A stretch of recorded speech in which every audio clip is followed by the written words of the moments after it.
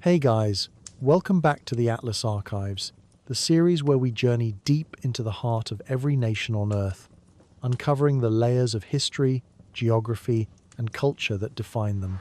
Tonight, we venture into Botswana, a landlocked gem of southern Africa, where endless savannas meet winding rivers, and where nature and tradition intertwine in remarkable harmony. In this episode, we'll take a relaxed but immersive look at the story of Botswana, from the ancient San peoples who first roamed the Kalahari to the rise of one of Africa's most stable and prosperous modern nations. Along the way, we'll explore the Okavango Delta's shifting waters, the resilience of its wildlife, and the enduring cultural spirit that connects the land to its people. Before we dive in, drop a comment below telling us where in the world you're watching from. We love seeing just how global this community has become. And if you're enjoying these deep dives, be sure to hit that like button and subscribe so you never miss the next exploration. So, sit back, relax, and let's begin our journey into the landscapes, legends, and living heritage of Botswana. Chapter 1: Ancient Foundations and Early Inhabitants. Picture, if you will, the first light of dawn breaking over the Kalahari. The air is cool, almost cold, and carries with it the scent of dry earth and ancient grasses. As the sun climbs higher, it illuminates a landscape that seems, at first glance, to be empty, a vast expanse of red sand stretching toward every horizon. But this emptiness is an illusion. The Kalahari, like Botswana itself, is full of secrets. It's a place where water hides beneath the surface, where life thrives against all odds, and where human beings have made their home for tens of thousands of years. This is the story of Botswana, a landlocked nation in the heart of southern Africa that has witnessed the entire arc of human history. From our species' earliest days as hunter-gatherers to the complex, modern democracy it is today, Botswana occupies a peculiar position on the map of Africa.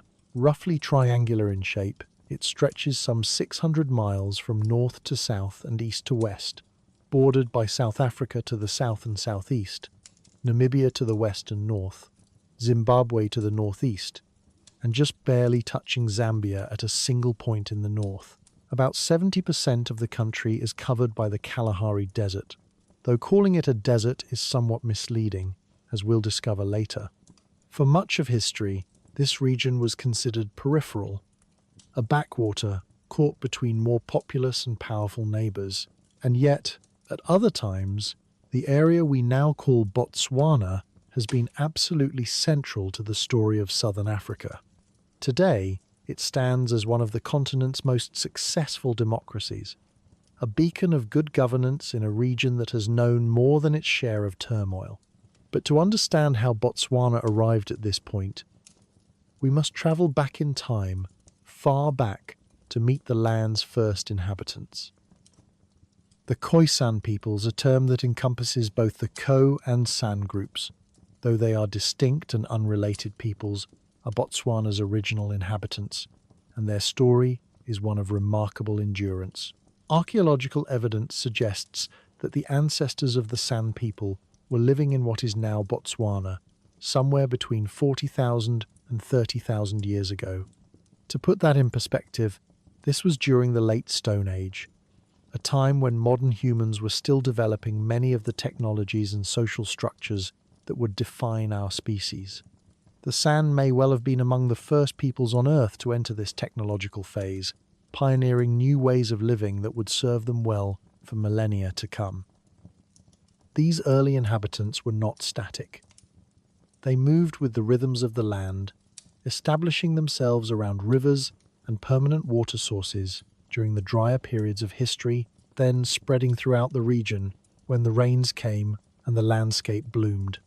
We know they lived around the shores of ancient Lake Makgadikgadi, a massive body of water that once covered much of northern Botswana but has long since dried up, leaving behind only the salt pans that bear its name.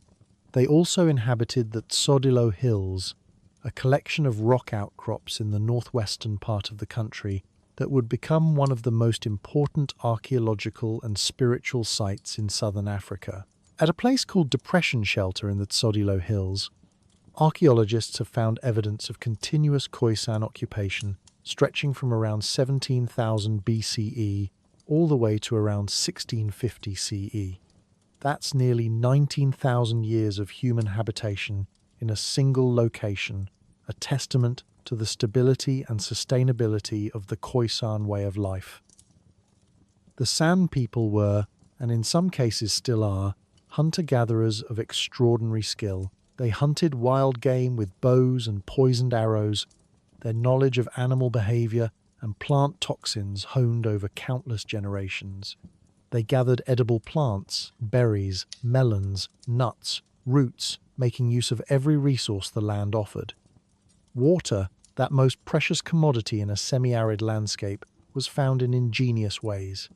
The San knew which roots contained moisture, which desert melons could quench thirst, and where to dig in dry riverbeds to find water seeping beneath the surface. They stored water in blown-out ostrich eggshells, which could be buried in the sand and retrieved when needed. Their huts were built from local materials, branches for the frame, long grass for the roof, simple structures that could be assembled as they followed the game and the seasons. But the Khoisan peoples were not merely survivors in a harsh environment. They were also artists and spiritual thinkers. The rock art that decorates the caves and overhangs of Botswana, some dating back 30,000 years, is among the oldest in the world. These paintings depict people, animals, and geometric patterns, offering us a glimpse into the minds of our distant ancestors. Around this same time, the Khoisan began mining specularite and hematite, iron oxide minerals that could be ground into powder to create red and black pigments for their artwork. By 20,000 years ago, virtually all permanent bodies of water in the region were associated with human populations, suggesting a landscape not empty but teeming with life. The Ko people, while related to the San, followed a somewhat different path. During the final centuries before the Common Era, some Ko groups in northern Botswana transitioned from hunting and gathering to pastoralism, becoming herders of cattle and sheep. This shift was made possible by environmental changes. The retreat of lakes and wetlands left behind rich pastures perfect for grazing. Cattle, in particular, would become absolutely central to the cultures that developed in Botswana, serving not just as a food source, but as a marker of wealth, status, and power. Now, you might be wondering, how do we know all of this? How can archaeologists reconstruct the lives of people who lived tens of thousands of years ago and left no written records? The answer lies in the physical traces they left behind, the tools they fashioned from stone, the bones of the animals they hunted, the ashes of their fires, and their art. It's painstaking work, requiring years of careful excavation and analysis. Much of the early history of southern Africa remains poorly understood, but what we do know paints a picture of vibrant, adaptable people who thrived in what outsiders would later dismissively call a desert. The world of the Khoisan began to change around 2,000 years ago with the arrival of Bantu-speaking farmers from the north. The Bantu migrations is perhaps too gentle a word. This was more like a slow-motion expansion that took place over many generations, originated in West Africa and gradually spread eastward and southward, bringing new languages, new technologies, and new ways of organizing society.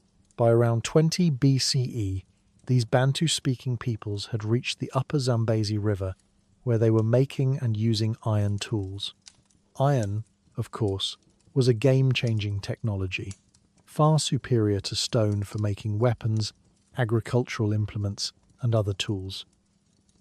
The earliest dated Iron Age site in Botswana is an iron smelting furnace found in the Tswapong Hills near Palapye, dated to around 190 CE, making it nearly 2,000 years old. These farmers brought not just iron technology, but also the practice of cultivating grain crops, sorghum, millet, and later maize, which allowed them to settle in one place rather than following a nomadic lifestyle. This was a fundamental shift in how humans related to the land, from taking what nature provided to actively managing and shaping the environment. One might imagine that the arrival of these farmers would have spelled doom for the Khoisan peoples. And indeed, across much of southern Africa, the Bantu expansion led to displacement. But in Botswana, the story was more complex.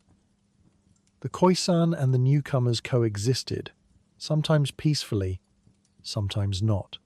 Trade developed between them, with the Khoisan offering knowledge of the land and hunting skills, while the farmers provided grain, iron tools, and pottery. There was also intermarriage and cultural exchange, creating a more diverse society. Even today, the San people remain a distinct presence in Botswana, though their traditional way of life faces numerous challenges. As the centuries passed, new kingdoms and chiefdoms began to emerge. One of the most important was the Tswana state, which flourished between roughly the 7th and 13th centuries CE, near what is now Seretse. The rulers lived on Tswana Hill and presided over a thriving farming culture based primarily on cattle herding. Large corrals in the capital and smaller hilltop villages held impressive numbers of cattle. Even today, archaeologists can identify these ancient corrals by the peculiar grass that grows on them, grass that thrives on nutrient-rich soil created by centuries of animal droppings. If there's a lesson here, it's that even cow manure can leave its mark on history. The prosperity of Tswana was built on more than just cattle. The people hunted westward into the Kalahari and traded eastward along the Limpopo River, connecting to networks that stretched to the Indian Ocean. Glass beads found at Tswana sites prove this long-distance trade existed more than 1,000 years ago. The Tswana state eventually fell, likely conquered by its neighbor, the Mapungubwe state, centered at the confluence of the Limpopo and Shashe rivers. Another important culture was the Mauritanian culture, which arose around 1095 CE in southeastern Botswana and is associated with the Kalahari chiefdoms. The Kalahari were the westernmost Sotho-Tswana speakers, marking the beginning of what would become the dominant group in Botswana, the Tswana people. The term Tswana itself comes from a verb meaning to come out or to emerge, and it captures something essential about these peoples. They were constantly on the move, constantly adapting. By the late medieval period, around the 14th and 15th centuries, Botswana had become a patchwork of chiefdoms, each with its own Kagosi, or chief, and each competing and cooperating with its neighbours. Cattle remained the foundation of wealth and power. To own many cattle was to be rich and influential. This was not just an economic system, but a social and cultural one. Cattle were used in bride wealth payments, cementing alliances between families. They were sacrificed in religious rituals, connecting the living with ancestors. They were lent to relatives and clients, creating networks of obligation and loyalty. In a very real sense, cattle were the currency of power. Trade routes crisscrossed the Kalahari by 900 CE, connecting the region to broader networks that culminated at the Indian Ocean coast. Goods flowed in both directions: ivory, hides, and copper moving outward, beads, cloth, and manufactured goods moving inward. These routes were conduits not just for trade, but for ideas, technologies, and cultural practices. The introduction of new crops, new metalworking techniques, new artistic styles, all of these spread through trade, enriching the societies of the region. It's worth pausing to consider the sheer scale of time we're discussing. From the first San people 40,000 years ago to the Tswana chiefdoms 700 years ago is a span almost impossible to fathom. The San lived in Botswana for tens of thousands of years, preserving their culture through oral tradition and practice, generation to generation. It's a humbling reminder that human societies thrived long before anyone thought to write anything down. By the 18th century, the stage was set for the next great transformation. The Tswana peoples, gradually moving northward from the western Transvaal, were about to establish the major chiefdoms that would define the region for centuries. The Morafe system, tribal government led by a Kagozi, had created more centralized governance than before. These chiefs allocated land, settled disputes, and led in times of war. But they were not absolute monarchs. The Kotla, a traditional assembly where men could speak freely, served as a check on chiefly power. Livestock numbers increased significantly between the 8th and 10th centuries, reflecting both population growth and economic sophistication. Cattle raiding between chiefdoms was common, and young men gained honor through successful raids. But this also meant violence was never far from the surface, and the political landscape constantly shifted. The early history of the Tswana people remains frustratingly obscure, with little archaeological evidence discovered. Oral traditions provide some information, but can be difficult to verify. What we know is that by the time Europeans arrived in the early 19th century, they found a complex society of multiple chiefdoms, each with its own territory and identity. These were not primitive peoples living in some timeless past. They were dynamic, sophisticated societies that had been adapting for thousands of years. And so, as we close this first chapter, we leave behind a land that has witnessed the entire span of human history. From the sand painters 30,000 years ago, to the co-pastoralists, to the Iron Age farmers, to the Tautswe kings, to the Tswana chiefs, each society left its mark and contributed to the complex tapestry that would become Botswana. The arrival of Europeans would bring unprecedented change, but the foundations had been laid, and the people had proven their resilience and adaptability. They would need both in the centuries to come. Chapter 2: The Tswana States and European Contact. The foundations were laid, the resilience proven, but the story of Botswana was far from complete. As we enter the 18th century, we find ourselves in a period of remarkable transformation. When the scattered Tswana peoples began to coalesce into powerful chiefdoms, and when the outside world in the form of European missionaries, traders, and empire builders first turned its gaze toward this seemingly remote corner of Africa. It's a story of migrations and conflicts, of adaptation and survival, and ultimately of a people's determination to control their own destiny, even as forces beyond their borders threatened to overwhelm them. The Tswana peoples, as we've noted, had been gradually moving northward from their origins in the western Transvaal region of what is now South Africa. According to oral traditions, they traced their ancestry to a legendary figure named King Mogale, who lived in the Magaliesberg Mountains, a range of ancient hills northeast of present-day Johannesburg. From this homeland, various Tswana groups migrated into what would become Botswana, driven by a complex mix of factors: population pressure, the search for better grazing land, internal disputes, and the simple human desire to seek one's fortune in new territory. They arrived at different times and for different reasons, but they shared a common language, a common culture centered on cattle, and a common system of governance. By the late 1700s, several major Tswana chiefdoms had established themselves across the landscape.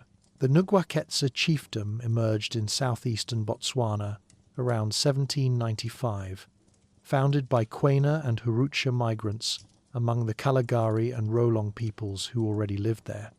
After 1750, this chiefdom grew into a formidable military state, controlling Kalahari hunting grounds, organizing cattle raids, and managing copper production from mines west of their capital at Kanye.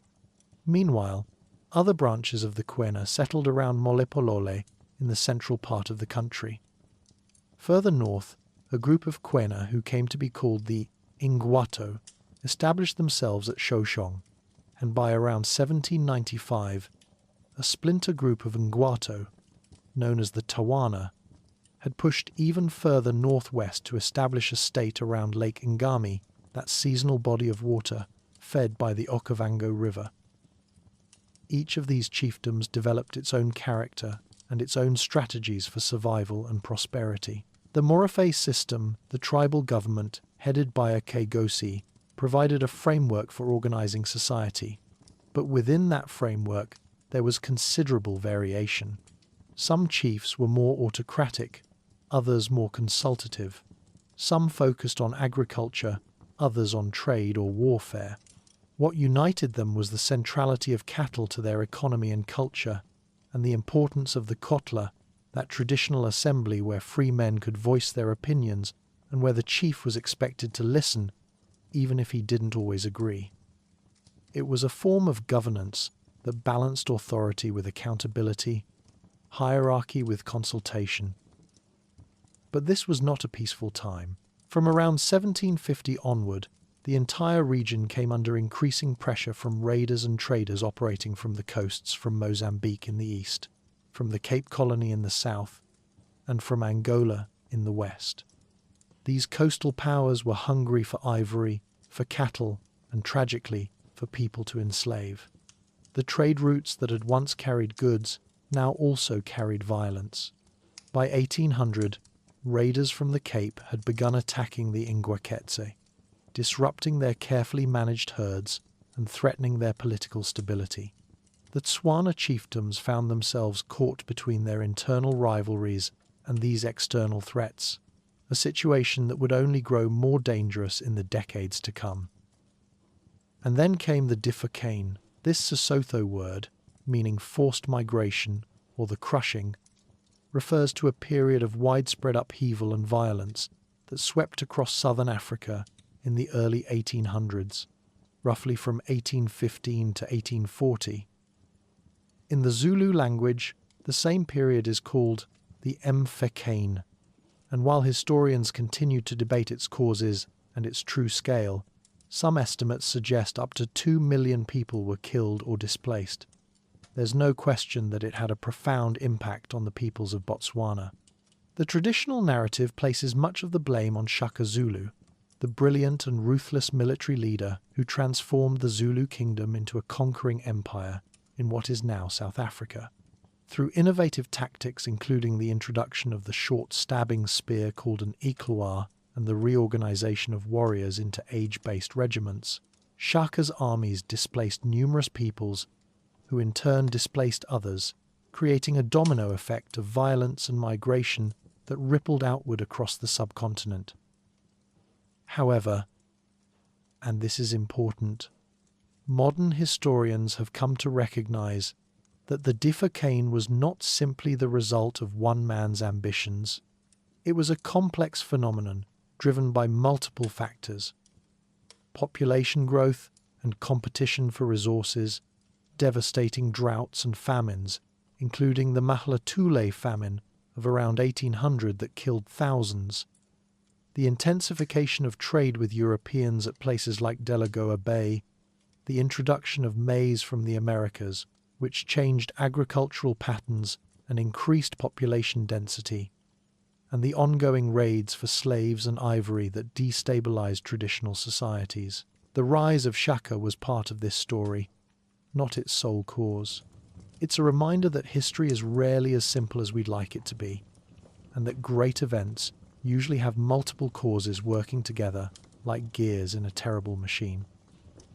For the Tswana peoples, the most immediate threat came in 1824, when the Kololo, a military nation that had been expelled northwestward by the violence in the east, attacked the Ingwaketse. The Kololo were themselves refugees, seeking new lands and new opportunities, but their arrival brought chaos to Botswana. Chiefdoms that had coexisted in relative peace now found themselves in a fight for survival. People were displaced, cattle were seized, alliances shifted, and the political landscape was fundamentally redrawn.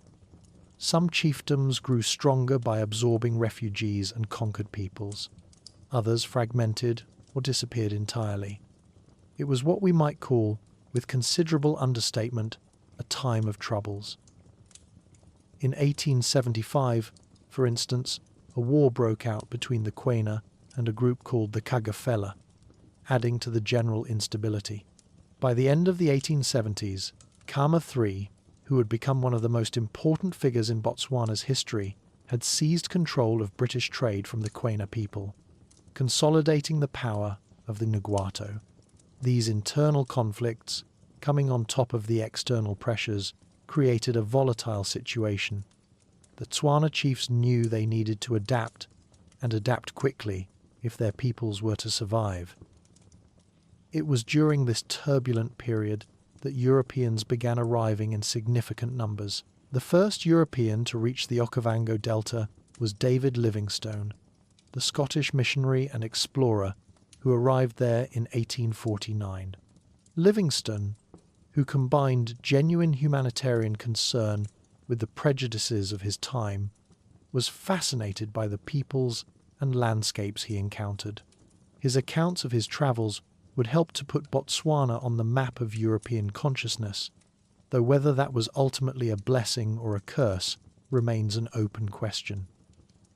Following Livingstone came other missionaries, particularly from the London Missionary Society, an organisation that saw Africa as fertile ground for conversion. These missionaries sought to convert the Tswana peoples to Christianity, and they had considerable success, particularly among the chiefs, who saw in Christianity not just a religion, but also a connection to the powerful European world. By the mid-1800s, most of the major Tswana chiefs had converted to Christianity, at least nominally. This was a strategic decision as much as a spiritual one. Christian chiefs could claim moral legitimacy in dealing with European powers, could access European education and technology, and could navigate the New World Order more effectively. The missionaries established schools, translated the Bible into Setswana, and introduced literacy to a people who had previously relied entirely on oral tradition. They taught European agricultural techniques, built churches that became community centres, and served as intermediaries between the chiefs and European authorities. They also, it must be said, disrupted traditional religious practices and social customs, sometimes with lasting consequences. They condemned polygamy, which had been a marker of wealth and status. They discouraged traditional initiation ceremonies. They introduced new ideas about sin and salvation that sometimes clashed with traditional beliefs about ancestors and the spirit world. The Christianization of Botswana was a double-edged sword. It brought education and new ideas, but it also undermined aspects of traditional culture that had sustained the people for centuries. Alongside the missionaries came hunters, traders, and adventurers, drawn by tales of abundant game and potential profit. They wrote travel books about their experiences, and these publications became some of the only non-academic literature about Botswana available in Europe at the time. Through these accounts, Europeans learned about the Kalahari Desert, about the exotic animals, about the traditional societies, and inevitably about the potential for exploitation. By the 1860s, Botswana men were travelling south to work in the mines of South Africa, the beginning of a labour migration pattern that would shape the region's economy for more than a century. And then, in 1868, came the discovery that would change everything. The Tati goldfields, located in northeastern Botswana near the Tati River, sparked the first European gold rush in southern Africa. An early mining camp established in the 1870s expanded rapidly as it became a major railway hub connecting Cape Province to Bulawayo in what is now Zimbabwe. This camp would eventually become Francistown, named after an Englishman named Daniel Francis who had significant mining interests in the area. The gold rush brought Europeans flooding into the region in unprecedented numbers. It brought infrastructure railways that could carry goods and people, telegraphs that connected Botswana to the wider world, permanent buildings made of stone and brick rather than traditional materials. It also brought greed, disruption, violence, and the kinds of conflicts that inevitably arise when valuable resources are discovered in lands inhabited by indigenous peoples who suddenly find themselves in the way of progress. The Tswana chiefs watched these developments with a mixture of interest and alarm. They could see that the world was changing rapidly and that isolation was no longer possible. To the south, the British and the Afrikaners Dutch settlers who had established themselves in South Africa were vying for control of the region. To the west, the Germans had established a colony in what is now Namibia, then known as Southwest Africa. The Tswana chiefdoms, despite their own considerable military capabilities, were caught between these expanding powers. They faced a stark choice: resist and be crushed, or seek protection and hope to preserve some measure of autonomy. The pressures intensified throughout the 1870s and 1880s. The British were consolidating their position in southern Africa, driven by a potent mix of commercial interest, strategic concerns, and the ideology of empire. The Afrikaners, meanwhile, were pushing northward, establishing their own republics and seeking to expand their territory. The Germans in Southwest Africa represented another threat, one that particularly worried the British, who didn't want to see German influence spreading eastward. And caught in the middle were the 8 major Tswana chiefdoms, each led by a Kegosi, who understood that the old ways of resolving disputes through negotiation, through warfare, through shifting alliances were no longer sufficient.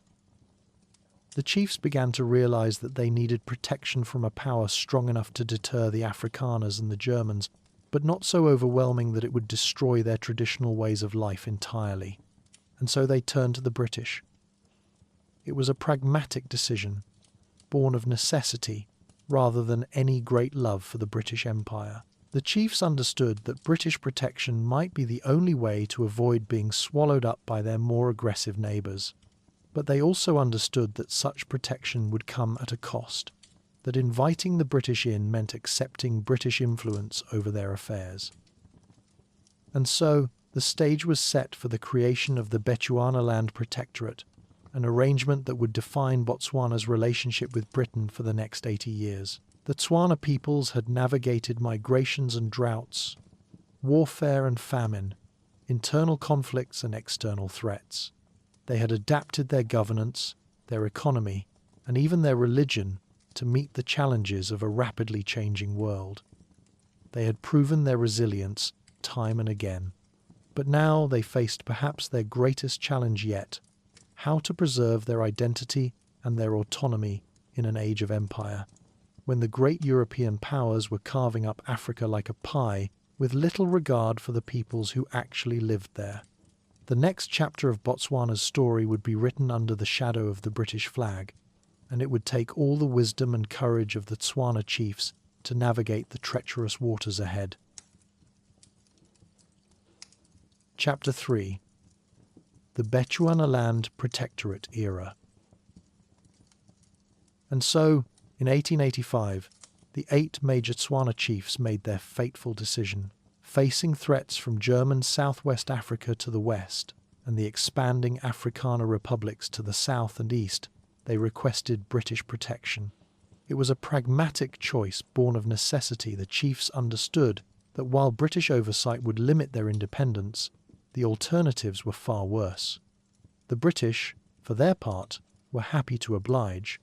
The Bechuanaland Protectorate was established not out of any great love for the Tswana people, but out of strategic concern. The British Empire wanted to maintain a corridor of influence running from the Cape Colony in the south to their territories further north, and Bechuanaland sat right in the middle of that corridor, and so a deal was struck, one that would shape the next 80 years of Botswana's history. Under the terms of the Protectorate, the British divided Bechuanaland into tribal reserves, one for each of the major chiefs. This might sound like the British were respecting traditional boundaries, but the reality was more complicated. The reserves gave the chiefs more power than they had traditionally held. They became, in effect, administrators working on behalf of the British colonial government. This was indirect rule, a strategy the British had perfected elsewhere in their empire. Govern through existing power structures, which saves money and reduces resistance. The chiefs allocated land, collected taxes, maintained order, and generally kept things running smoothly. In return, they enjoyed British protection and a degree of autonomy. It was a compromise, as most colonial arrangements were, and like most compromises, nobody was entirely happy with it.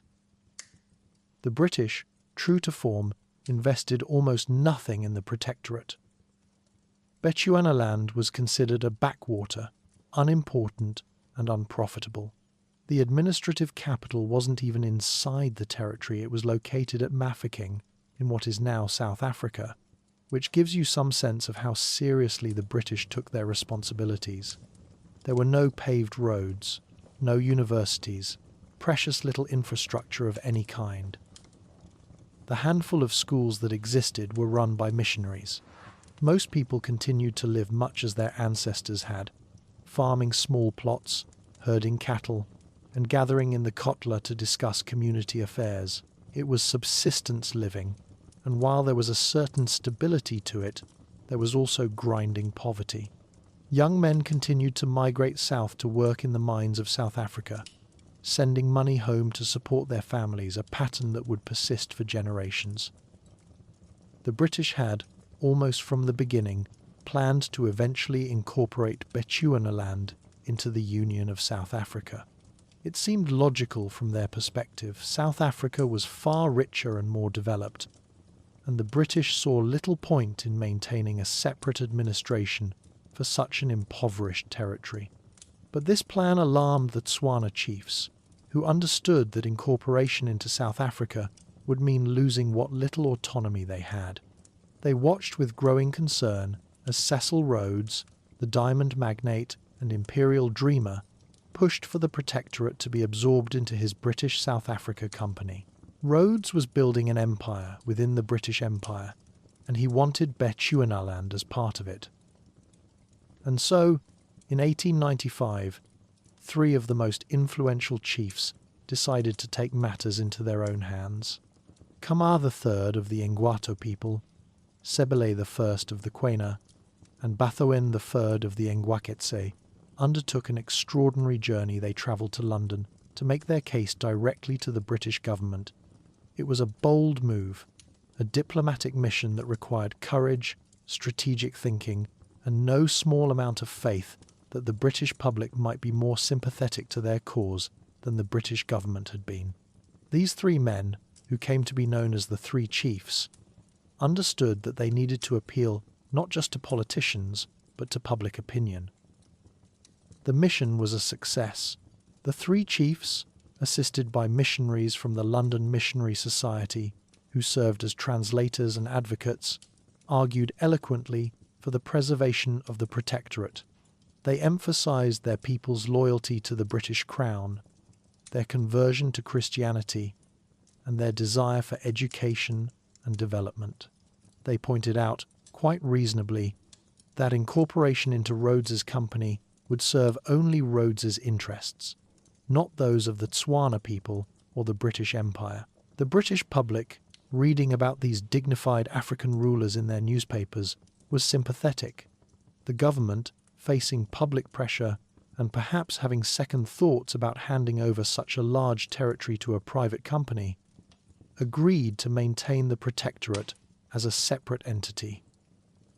The London Missionary Society, recognizing a good story when they saw one, published a book that same year titled Three Great African Chiefs, Khama, Sebele and Bathoeng.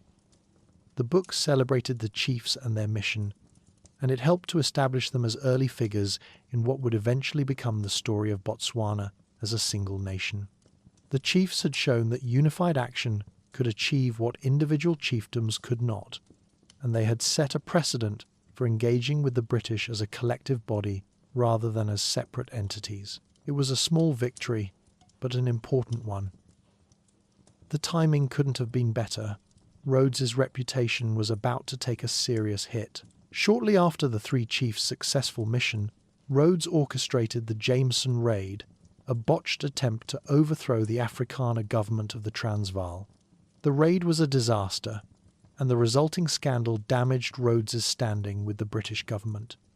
Negotiations about incorporating Bechuanaland were indefinitely postponed. The Protectorate would remain British, separate from both South Africa and Rhodes's ambitions. The chiefs had bought their people time, and as it would turn out, that time would prove invaluable. But let's not paint too rosy a picture of life in the Bechuanaland Protectorate. Yes, the territory had avoided incorporation into South Africa, and yes, traditional power structures remained largely intact. But this was still colonial rule, and the chiefs, whatever their titles and traditional authority, governed at the pleasure of the British. The British could, and occasionally did, remove chiefs who proved troublesome. The Protectorate was, in the assessment of one historian, written off as a desert for Bushmen, neglected, underdeveloped, and seemingly without much of a future. When World War II came and went, bringing with it a wave of decolonization movements across Africa and Asia, Bechuanaland seemed unlikely to benefit. It had nothing the British particularly wanted, and nothing that made it strategically important. But history, as we've seen, has a way of surprising us. The winds of change were blowing across Africa in the 1950s and 60s, and even sleepy, neglected Bechuanaland would not remain untouched. Political parties began to form. Nationalist sentiment grew, fueled by the examples of other African nations gaining their independence. And into this ferment stepped a man whose personal story would become inseparable from Botswana's journey to independence. Seretse Khama. Seretse was born on the 1st of July, 1921, in the village of Seretse, in central Bechuanaland. He was the son of Seretse Khama II, the paramount chief of the Bamangwato people, and the grandson of Khama III. Yes, the same Khama III who had travelled to London 30 years earlier. Seretse's birth name means the clay that binds, chosen to commemorate the recent reconciliation between his father and grandfather. When Seretse died in 1925, 4-year-old Seretse became Kegosi of the Bamangwato, though his uncle Tswana Khama would serve as regent until Seretse came of age. Tswana was determined to give his nephew the best education possible. Seretse was sent to South Africa for his schooling, first to Tiger Kloof Educational Institute, then to Fort Hare University, where he graduated with a bachelor's degree in 1944. Fort Hare was an extraordinary place, a college for black students that would produce many of Africa's future leaders, including Nelson Mandela. Seretse then travelled to England to study law, first at Balliol College, Oxford, and then at the Inner Temple in London, where he trained to become a barrister. It was in London, in June of 1947, that Seretse met Ruth Williams. She was a clerk at Lloyd's of London, the daughter of a retired army officer, a woman with no particular social standing but with a mind of her own. They met at a dance organised by the London Missionary Society, which, given that organisation's role in Botswana's history, feels almost preordained. They shared a love of jazz, a sense of humour, and, as it became increasingly clear, a love for each other. After a year of courtship, Seretse asked Ruth to marry him. She said yes, and with those two words, they set off a diplomatic crisis that would consume the attention of the British government, the South African government, and the people of Bechuanaland for years to come. The marriage, which took place at Kensington Register Office on the 29th of September 1948, was shocking in its time. This was not just an interracial marriage, though that alone was controversial enough. This was a future African king marrying a white Englishwoman, and the implications were enormous. The Anglican Church refused to marry them, so they had a civil ceremony instead. Ruth's father disapproved. Her employer gave her an ultimatum: transfer to New York or quit. She chose to quit. The newspapers had a field day. The story was front-page news across the world. And in South Africa, where the National Party had just come to power on a platform of apartheid, the reaction was one of absolute horror. Prime Minister Daniel Malan called the marriage nauseating.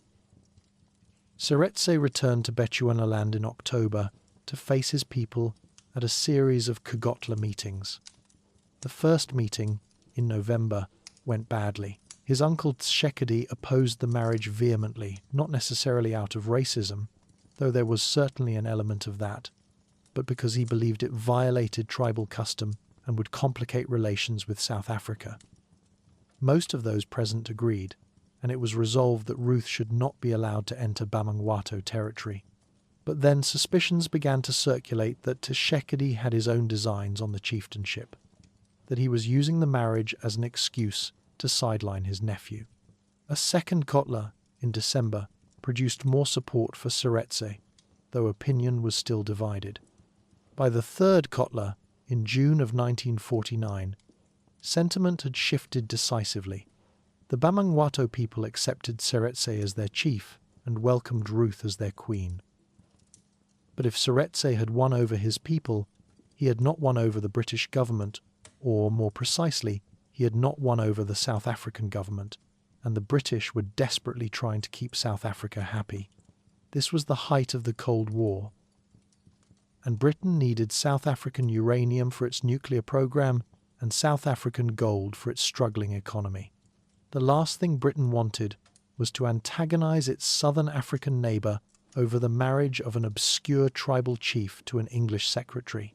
And so, in March of 1950, the British government made its decision. Seretse Khama was to be exiled from Bechuanaland. He would not be recognized as chief. He could remain in London, but he could not return home. It was, by any measure, a shameful decision. The British conducted a judicial inquiry into Seretse's fitness for leadership, and the inquiry concluded that he was perfectly fit to rule, but for his unfortunate marriage. That phrase captures the absurdity and the tragedy of the situation. Seretse was qualified in every way except one. He had fallen in love with the wrong person. The exile separated Seretse and Ruth. He was in London. She eventually joined him there. But they couldn't go home. Their first child was born in exile. The British Parliament debated the decision, with many MPs, to their credit, speaking eloquently against it. But the government held firm. Seretse and Ruth would remain in exile for 6 years. During those years, something remarkable happened. The story of Seretse and Ruth, this love that had defied convention, this couple that had been torn apart by politics, captured the imagination of people around the world. They became symbols of resistance to racism and colonialism. The Bamangwato people never wavered in their support. They sent telegrams to Queen Elizabeth II.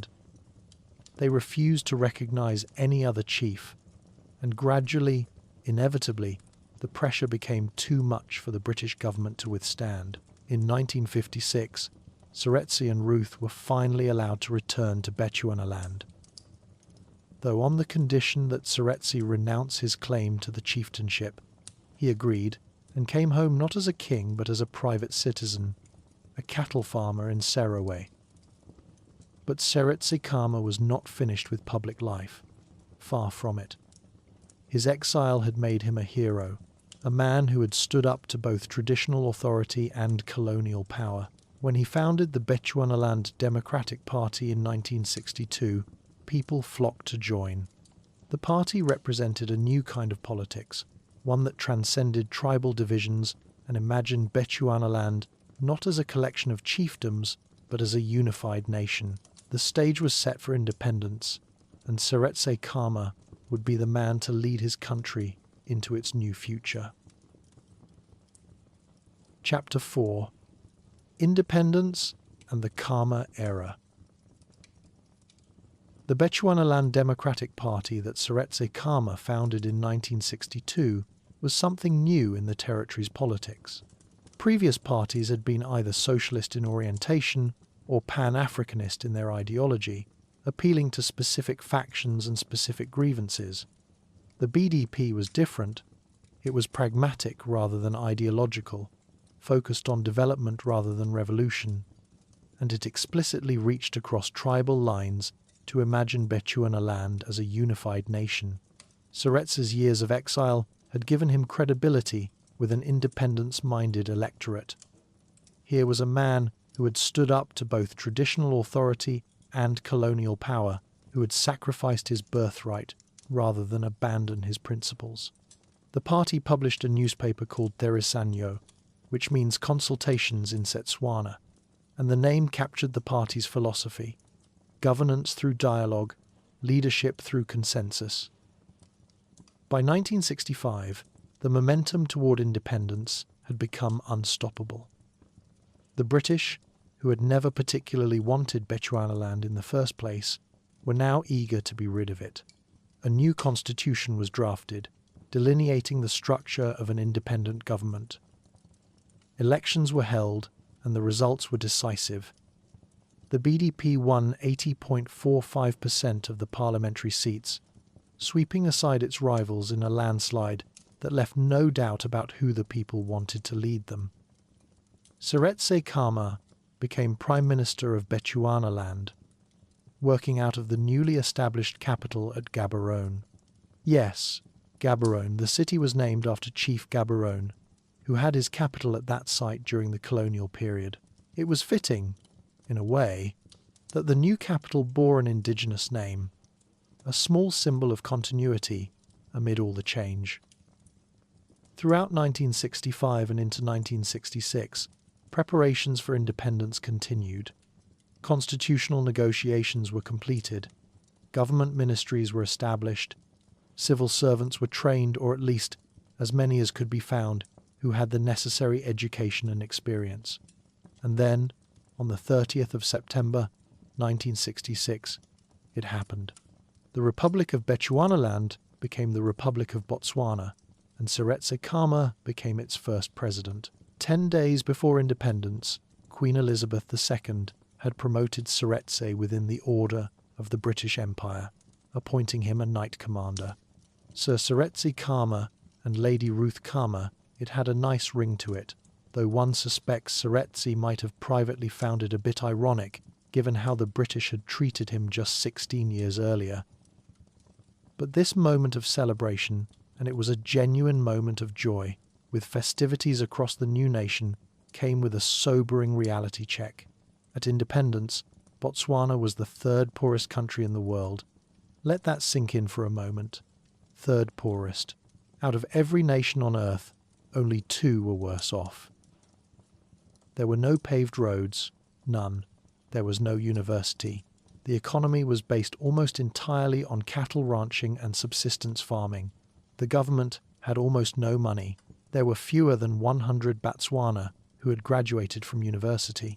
The administrative infrastructure was minimal, and to top it all off, Botswana was surrounded by hostile neighbours: apartheid South Africa to the south and east, white-ruled Rhodesia to the northeast, and colonial territories to the north and west. If you were a betting person in 1966, you would not have put money on Botswana's success. The smart money said this new nation would fail, would collapse into poverty and chaos, like so many other post-colonial African states. The smart money, as it turned out, was wrong. President Khama brought to his office the same qualities that had sustained him through exile: pragmatism, dignity, and an unwavering commitment to doing what was right rather than what was easy. His vision for Botswana was clear from the start. He wanted a multiracial democracy, a country where all citizens, regardless of their skin color or tribal affiliation, would be equal under the law. This was a radical idea in southern Africa in 1966, where racial segregation was the norm, and where the idea of black Africans and white settlers living together as equals was considered absurd by most white people. Khama, married to a white Englishwoman and having lived in both Africa and Europe, understood that race was a social construct rather than a meaningful category. He wanted to build a nation based on citizenship rather than tribe, on merit rather than ancestry. He was also committed to the rule of law. In many newly independent African nations, the law became whatever the leader said it was. Constitutions were ignored or rewritten to suit the president's whims. Courts were subverted. Khama would have none of it. He believed, deeply and sincerely, that Botswana's success depended on building institutions that would outlast any individual leader. The judiciary would be independent. The constitution would be respected. Political opposition would be tolerated, encouraged, even, because democracy requires debate. And perhaps most remarkably, when the time came, power would be transferred peacefully. These principles might sound obvious, but in the context of 1960s Africa, they were revolutionary.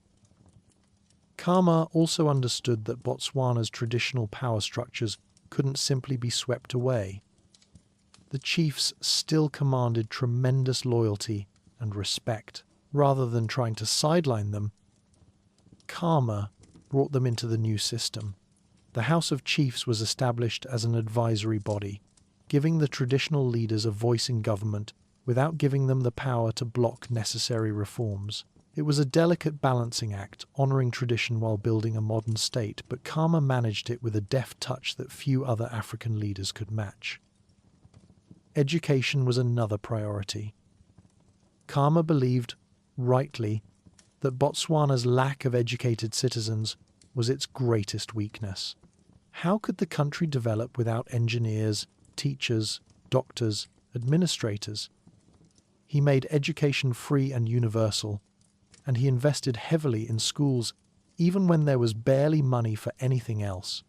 It was a long-term strategy, one that wouldn't pay dividends for years, but Khama was playing the long game. He was building a foundation. And then, in 1967, just 1 year after independence, came the discovery that would change everything: diamonds. Massive deposits of them, found at Orapa on the edge of the Kalahari Desert. The discovery wasn't entirely accidental. Geological surveys had suggested the possibility of diamonds, and prospectors had been searching. But the sheer scale of what they found exceeded anyone's wildest dreams. It's hard to overstate what this discovery meant. Botswana had been written off as a poor, arid, resource-poor backwater. Now, suddenly, it was sitting on one of the richest diamond deposits in the world. Other significant deposits would be found later at Bechuanaland and elsewhere, cementing Botswana's position as a major diamond producer. It was as if the universe had decided to give this struggling young nation a fighting chance. But here's the thing about natural resource wealth. It can be a blessing or a curse.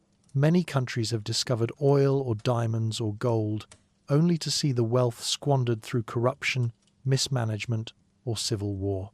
The resource curse, economists call it, and it's claimed more nations than you might think. Nigeria, Angola, the Democratic Republic of Congo, all blessed with resources, all cursed by what followed.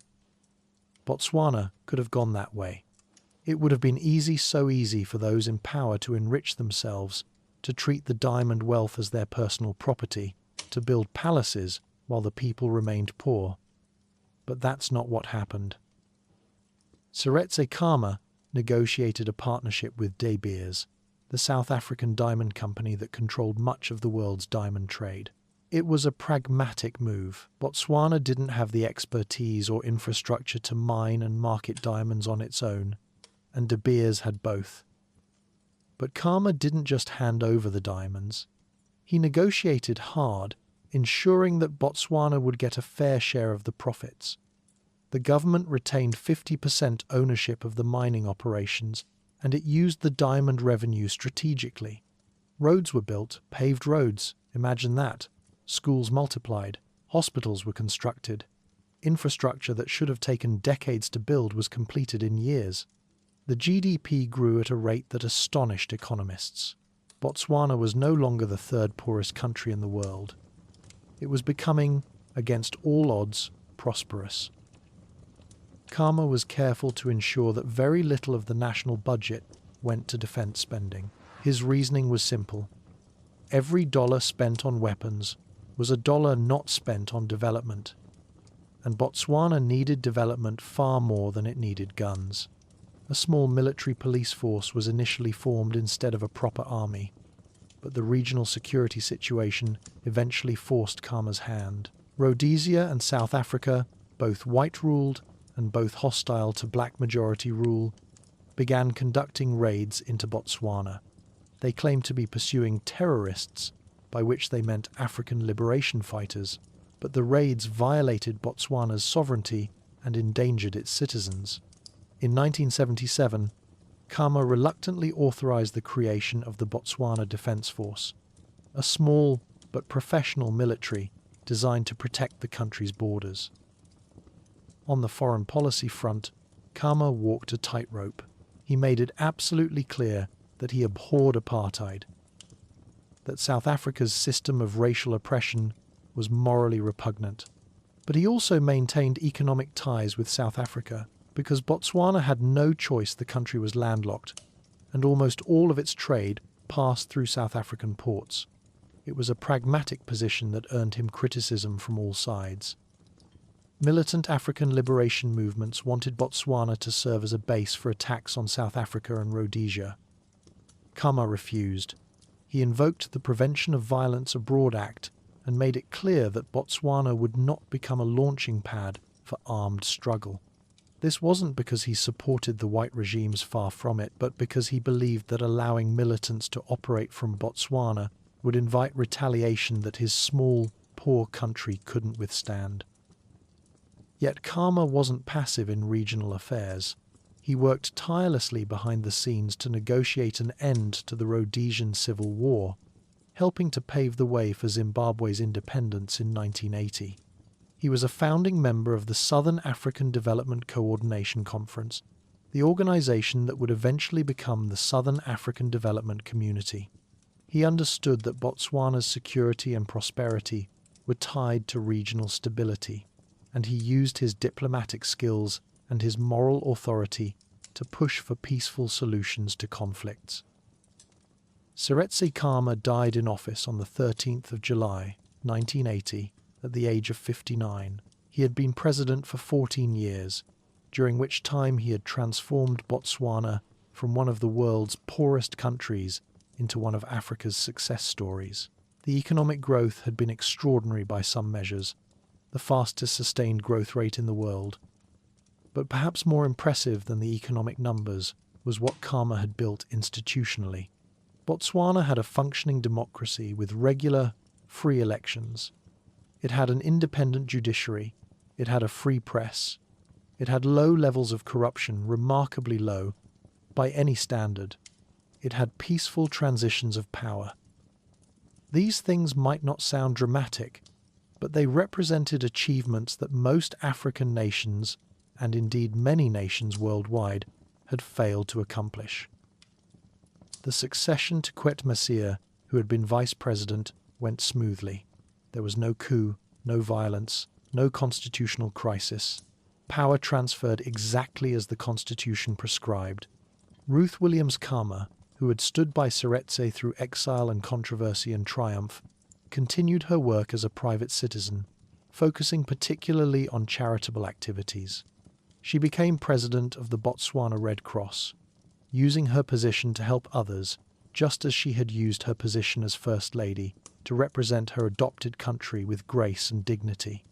She died in 2002 and was buried next to her husband in Seretse, recognized by all Botswana as Mohu Magadi Ma Kagosi, Mother of the Nation. Their son, Ian Khama, would eventually follow his father into politics, serving as Botswana's fourth president from 2008 to 2018. The dynasty continues, though Ian's presidency would prove more controversial than his father's. As we prepare to shift our focus from history to geography, it's worth pausing to reflect on what Seretse Khama accomplished. He took a country that had nothing and built something remarkable. He did it through careful planning, through incorruptible governance, through respect for democratic institutions, and through a vision of what Botswana could become.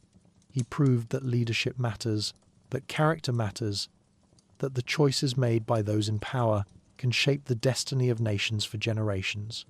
Botswana's success is often called the Botswana miracle, as if it were some sort of accident or divine intervention. But it wasn't a miracle. It was the result of deliberate, thoughtful, ethical leadership. And that, perhaps, is Seretse Khama's greatest legacy. He showed that it could be done. Chapter 5. The Geography of Botswana.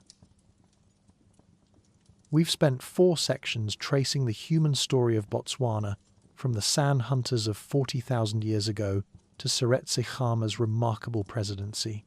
But now it's time to turn our attention to the land itself, to the physical geography that has shaped and been shaped by human habitation. And what a landscape it is.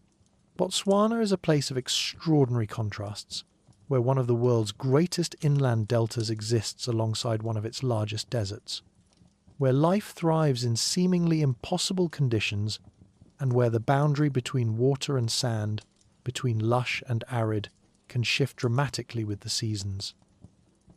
Let's begin with the basics. Botswana is a landlocked country in southern Africa, roughly triangular in shape, stretching about 600 miles from north to south and 600 miles from east to west, at approximately 224,610 square miles. It's comparable in size to France or Texas, though with a fraction of their populations. Botswana is home to just over 2.4 million people, making it one of the most sparsely populated countries in the world. The capital, Gaborone, sits in the southeastern corner, near the border with South Africa. The country's borders touch South Africa to the south and southeast, Namibia to the west and north, Zimbabwe to the northeast, and just barely at a single point, Zambia to the north. The Tropic of Capricorn runs through the southern portion of the country, placing Botswana firmly in the subtropics.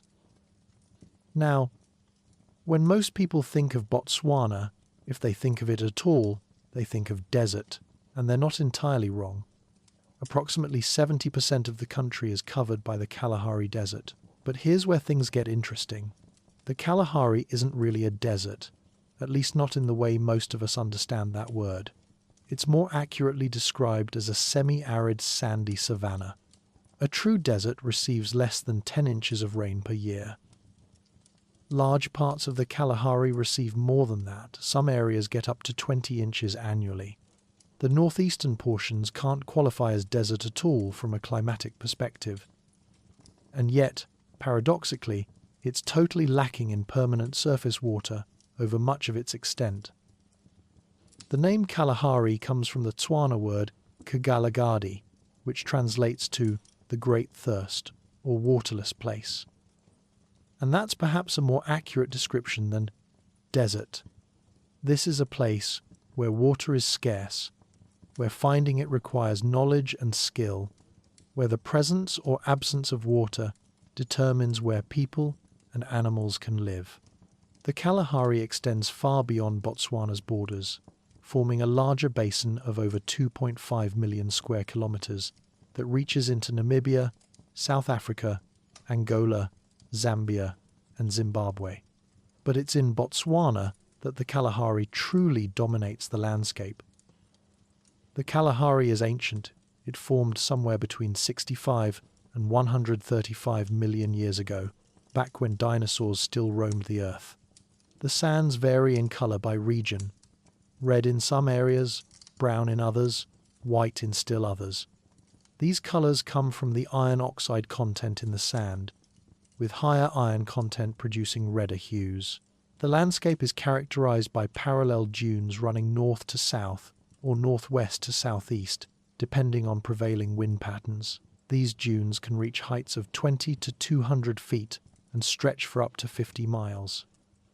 Between the dunes are flat areas of varying width. The average elevation across the Kalahari sits at about 3,000 feet above sea level, giving it a gently undulating character rather than dramatic peaks and valleys.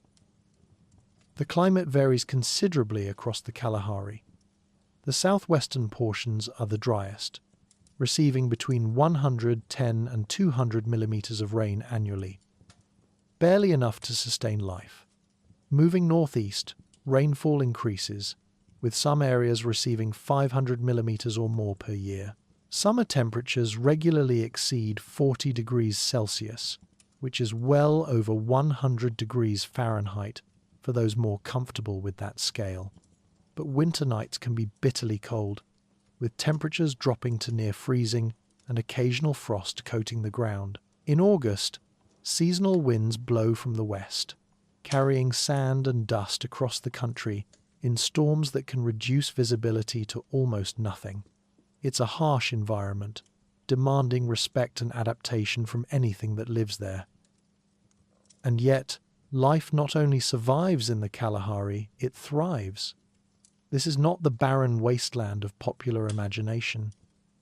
The Kalahari supports extensive vegetation, from short grasses to acacia woodlands. The iconic baobab tree, with its massive trunk and spindly branches, dots the landscape. Some of these baobabs are estimated to be 2,000 years old, silent witnesses to the entire span of recorded human history in the region. Camelthorn trees, a species of acacia perfectly adapted to arid conditions, provide shade and food for numerous animals. During the rainy season, the Kalahari transforms, with grasses growing tall and green, wildflowers blooming in profusion, and the land taking on an almost lush appearance. The wildlife of the Kalahari is equally impressive. Large mammal populations roam the grasslands and woodlands. Lions, leopards, cheetahs, and hyenas as predators. Elephants, giraffes, and numerous species of antelope as their prey. The Kalahari is home to some of the last truly wild populations of these animals, living much as their ancestors did thousands of years ago. Meerkats stand sentinel on termite mounds, scanning for danger. Warthogs trot across the plains, their tails held high like flags. Porcupines emerge at night to forage. And the birds. Over 400 species have been recorded in Botswana, from massive ostriches to tiny sunbirds, from soaring eagles to chattering weaver birds constructing their elaborate communal nests. Perhaps the most surprising features of the Kalahari are its seasonal wetlands. The Makgadikgadi pans, for instance, are vast salt flats that were once part of the enormous Lake Makgadikgadi, which we mentioned way back in Section 1. During the dry season, these pans are blindingly white expanses of crusty salt, seemingly devoid of life. But when the rains come, water collects in the pans, creating temporary lakes that attract tens of thousands of flamingos. The sight of thousands of pink flamingos against the white salt and blue sky is one of Africa's great natural spectacles, and it happens in the middle of what we've been calling a desert. The Kalahari, it seems, delights in defying expectations. But for all the Kalahari's unexpected richness, it's the Okavango Delta that truly captures the imagination. If the Kalahari is unexpected, the Okavango is downright improbable. Here, in the heart of southern Africa, in the middle of the Kalahari Desert, is one of the largest inland deltas in the world, a vast wetland system that has no outlet to the sea. All the water that flows into the Okavango eventually evaporates or seeps into the sand. It's an endorheic delta, to use the technical term, and there are very few like it on Earth. The Okavango Delta exists because of a quirk of geology. About 40,000 years ago, right around the time the San people were first inhabiting the area, tectonic movements created a trough in the Earth's crust. This trough blocked the Okavango River, which had previously flowed into the ancient Lake Makgadikgadi. Unable to continue its original course, the river spread out, creating the delta. The delta today covers between 6,000 and 15,000 square kilometers, depending on the season. That's roughly the size of a small country, appearing and disappearing with the rhythms of distant rains. Because here's the truly remarkable thing about the Okavango. It floods during the dry season. The water doesn't come from local rainfall, but from Angola, hundreds of miles to the northwest. Rain falls on the Angolan highlands during their wet season, which peaks in January. This water then flows down the Okavango River, taking months to travel the 1,200 kilometers to Botswana. The flood arrives in the delta between May and August, right in the middle of Botswana's dry winter. When the rest of the country is brown and parched, when water is most scarce and most precious, the Okavango Delta swells to 3 times its permanent size, becoming an oasis of life in the midst of the Kalahari. The delta begins at a place called the Panhandle, where the Okavango River enters Botswana at the village of Mohembo. For about 80 kilometers, the river flows through a relatively narrow channel contained between 2 parallel faults in the Earth's crust. The Panhandle is lined with papyrus beds and stands of phoenix palms, creating a lush corridor through otherwise dry country. At the village of Saronga, the river finally spills out onto the fan-shaped delta proper, spreading into a maze of channels, lagoons, pools, and islands. The delta is remarkably flat. There's less than 2 meters of elevation change across its entire 15,000 square kilometer extent. The water drops about 60 meters from Mohembo to Marn, the town that serves as the gateway to the delta, but this drop occurs gradually over the river's length. The water itself is crystal clear, filtered by the papyrus and other aquatic plants as it slowly makes its way through the system. About 11 cubic kilometers of water flow into the delta each year, but most of this, some estimates say 95%, is lost to evaporation and plant transpiration. Only a small fraction seeps through to Lake Ngami or the Boteti River. The Okavango Delta has been designated a UNESCO World Heritage Site, and it's easy to see why. This is one of the last great wildernesses on Earth, a place where natural processes still dominate, where wildlife exists in numbers and diversity that have vanished from most of the planet. During the flood season, the delta attracts over 200,000 large mammals. This is the largest remaining population of savanna elephants in the world. Lions hunt through the reeds. Leopards rest in trees. African wild dogs, one of the continent's most endangered predators, find refuge here. Black and white rhinoceros, both critically endangered, have been reintroduced to the delta. Buffalo herds number in the thousands. Hippos grunt and snort in the deeper channels. Crocodiles bask on muddy banks. The bird life is equally spectacular. Over 400 species have been recorded, from the magnificent African fish eagle to the improbable Pell's fishing owl, from colourful lilac-breasted rollers to elegant slaty egrets.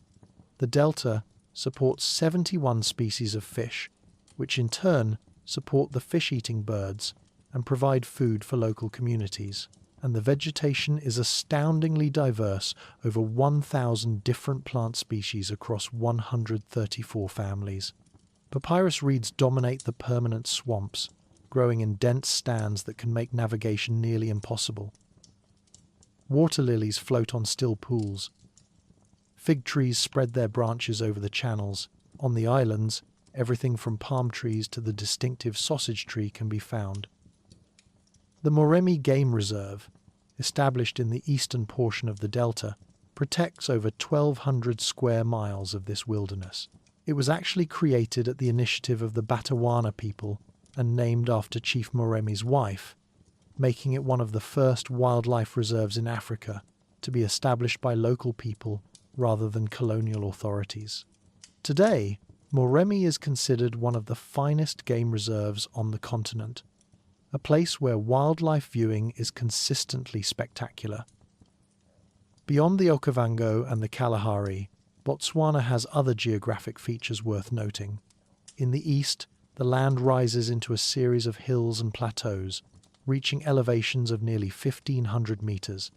This is where most of the population lives, in towns like Gaborone, Francistown, and Seretse. The Chobe River in the far north marks part of the border with Namibia and is itself a wildlife haven.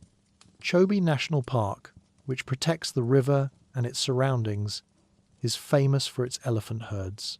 Sometimes hundreds of elephants can be seen gathered at the river's edge in the dry season. The Limpopo River marks portions of the southern border with South Africa. The Central Kalahari Game Reserve, at over 52,000 square kilometers, is one of the largest protected areas in the world, though it's also been controversial due to the displacement of San communities. Botswana's climate is generally subtropical, though it varies with elevation and latitude. Most of the country experiences a clear division between wet and dry seasons. The rainy season runs from October to April, with most rain falling as short, intense afternoon thunderstorms. The dry season, from May to September, sees virtually no precipitation. Evaporation rates are extremely high year-round, far exceeding precipitation across most of the country. Drought is a recurring challenge, and water scarcity shapes almost every aspect of life in Botswana. This makes the Okavango Delta all the more precious, a reliable source of water in a generally water-scarce land. And so we see that Botswana's geography is defined by contrasts and paradoxes. A desert that isn't quite a desert, a delta that floods when it shouldn't, a seemingly harsh environment that supports extraordinary biodiversity, a flat country with surprising variety. It's a landscape that demands adaptation, that rewards resilience, and that continues to shape the lives of the people who call it home.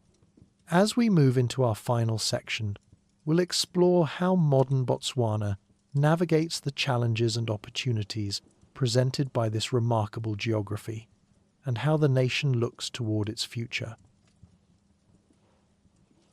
Chapter 6. Modern Botswana and Looking Forward. The landscape we explored in the last section, that remarkable mix of desert and delta, of harshness and abundance, continues to shape Botswana's story today. Water scarcity influences everything from agriculture to urban planning. The wildlife that draws tourists from around the world is both a national treasure and a management challenge. The diamonds buried beneath the Kalahari remain the foundation of the economy, for better and worse. Geography is never just a backdrop. It's an active participant in the ongoing story of this nation. And so, as we turn our attention to modern Botswana, we find ourselves examining how this young democracy has navigated the decades since Seretse Khama's death, what challenges it faces today, and what hopes it holds for tomorrow. When Seretse Khama died in 1980, there were real questions about whether Botswana's democratic institutions would survive without him. Many African nations had already descended into dictatorship or chaos. But the transition to Masia, who had been vice president, went smoothly. Masia served as president from 1980 to 1998, continuing Khama's policies of prudent economic management and democratic governance. He voluntarily retired from office, a rarity in Africa, where leaders tend to cling to power until death or coup removes them. Festus Mogae then served from 1998 to 2008, presiding over continued economic growth while also confronting the HIV/AIDS crisis that had become one of Botswana's most serious challenges. At one point, Botswana had one of the highest infection rates in the world, with nearly 1 in 4 adults living with the virus. The government's response, including free antiretroviral treatment, has been credited with turning the tide, though the disease remains a significant public health concern. Ian Khama, Seretse's son, became president in 2008. His presidency was more controversial than his father's. Ian Khama was a former military commander with an autocratic style that sometimes clashed with Botswana's democratic traditions. He took strong stances on conservation issues, sometimes implementing policies that affected rural communities without adequate consultation. He served 2 terms and stepped down in 2018, respecting the constitutional term limits. Mokwetsi Masisi succeeded him. And under Masisi's leadership, the Botswana Democratic Party continued its long dominance of the political system. until, that is, 2024. In elections held that year, the BDP lost its majority for the first time in the party's history. After 58 years in power, the party that Seretse Khama founded was voted out of office. A coalition government took control, marking a dramatic shift in Botswana's political landscape. Now, this might sound like a crisis, but actually, it's a testament to Botswana's democratic maturity. The transition was peaceful. The outgoing government accepted the results. The new coalition took office without violence or constitutional maneuvering. In a continent where peaceful transfers of power between different parties remain relatively rare, Botswana demonstrated once again that democracy, properly maintained, can work. The economy that this new government inherited is both impressive and concerning. Botswana remains heavily dependent on diamond mining. The country produces more diamonds than any other nation, and diamonds account for roughly 85% of export income. The partnership with De Beers that Seretse Khama negotiated back in the 1970s continues to this day. The revenue from diamonds has funded schools, hospitals, roads, and all manner of infrastructure.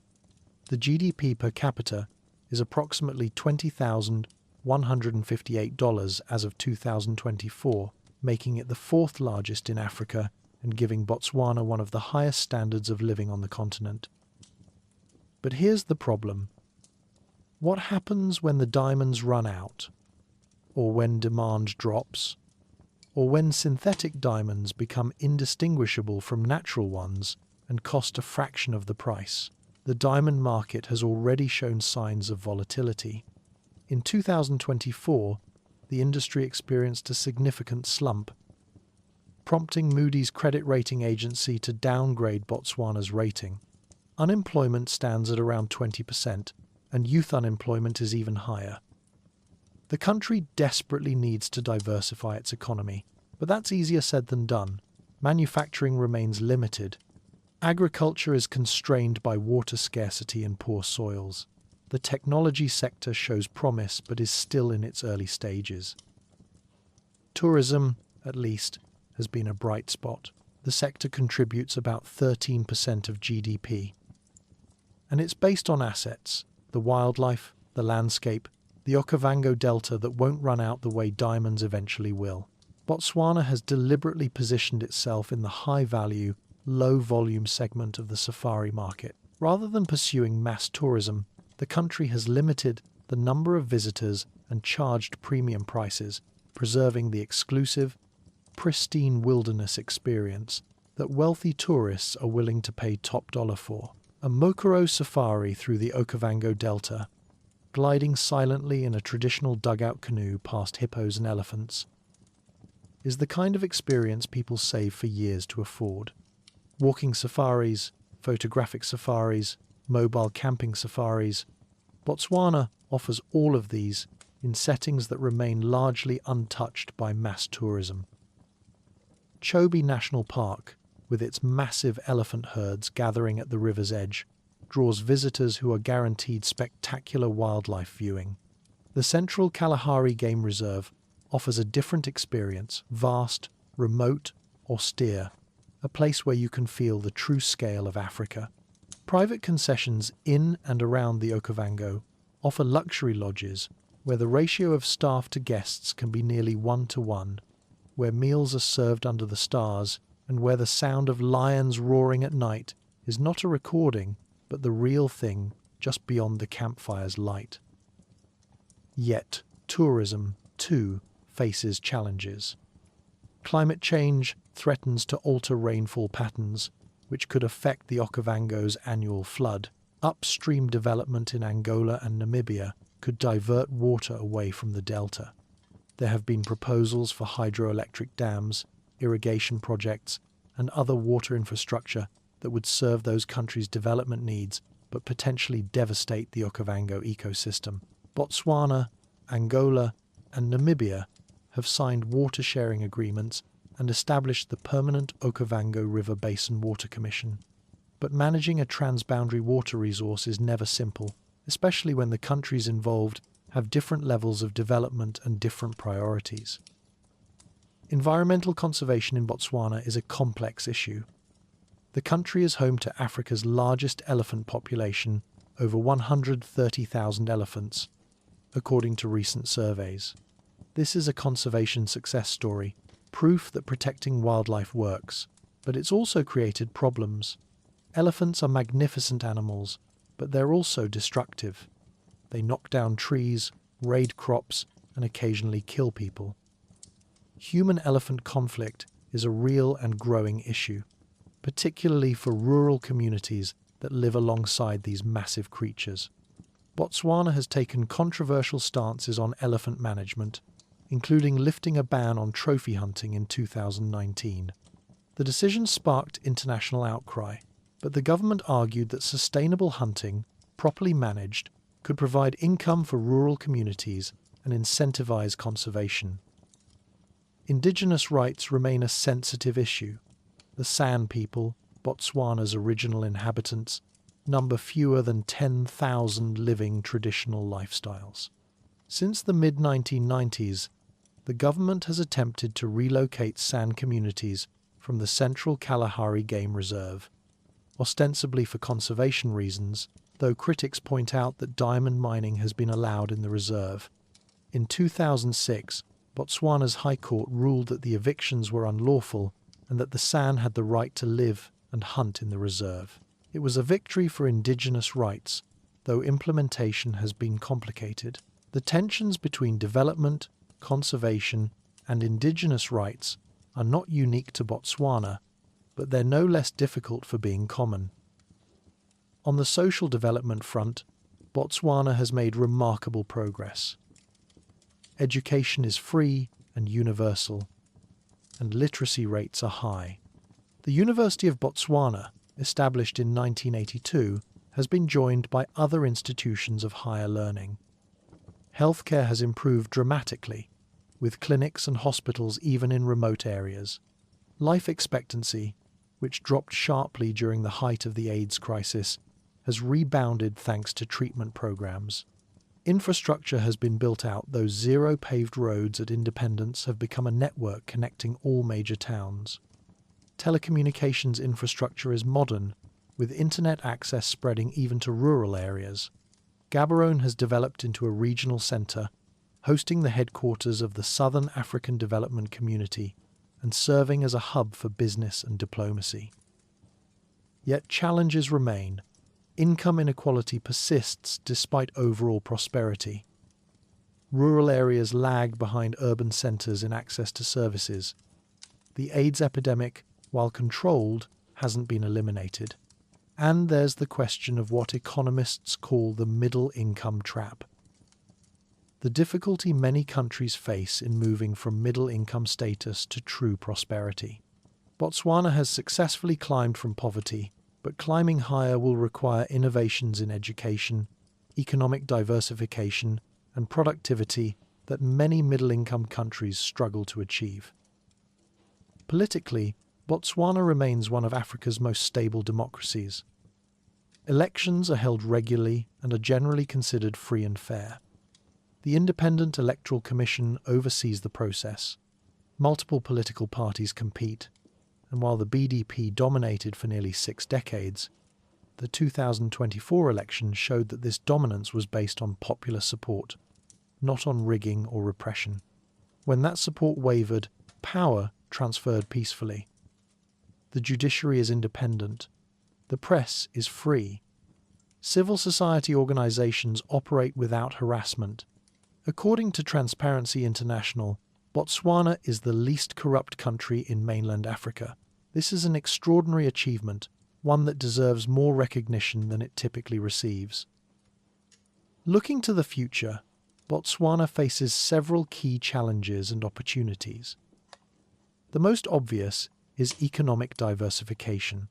The government has identified several priority areas: renewable energy, particularly solar power, given the country's abundant sunshine, tourism, expansion, though carefully managed to avoid destroying what makes Botswana special, financial services, building on Gaborone's position as a regional centre, and education and technology, investing in human capital to create a knowledge economy.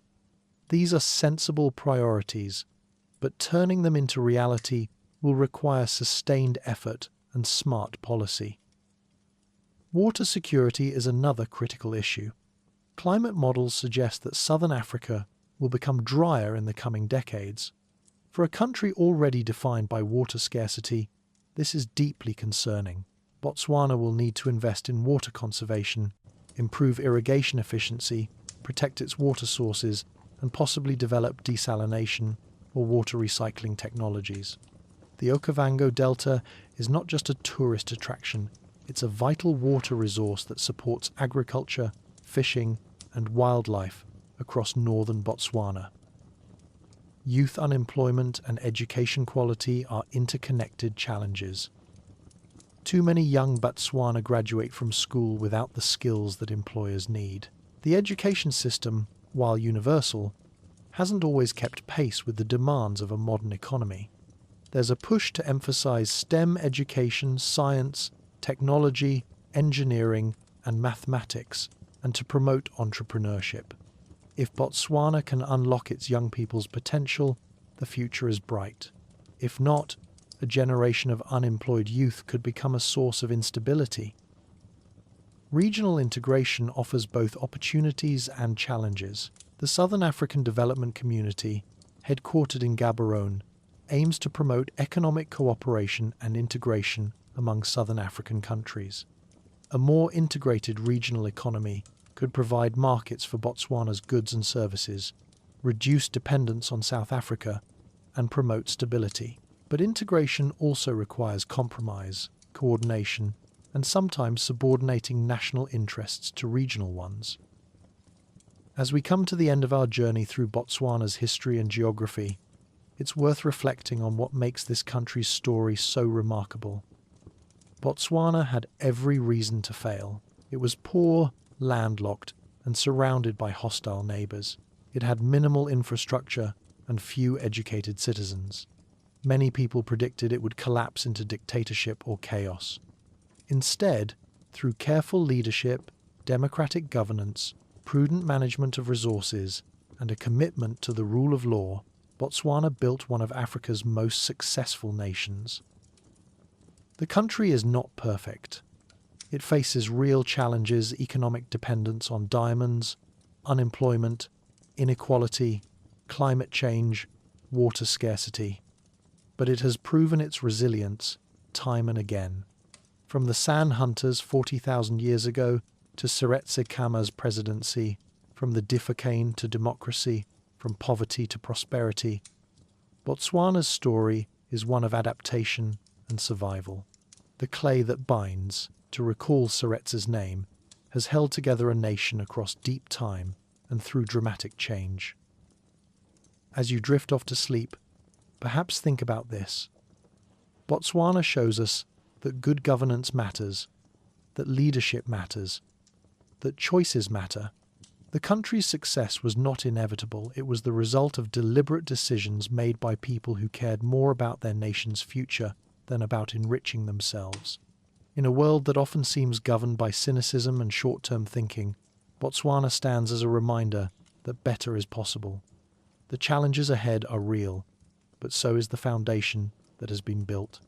And sometimes, on a quiet night under the southern stars, with the sounds of the Kalahari all around, that's enough to believe in.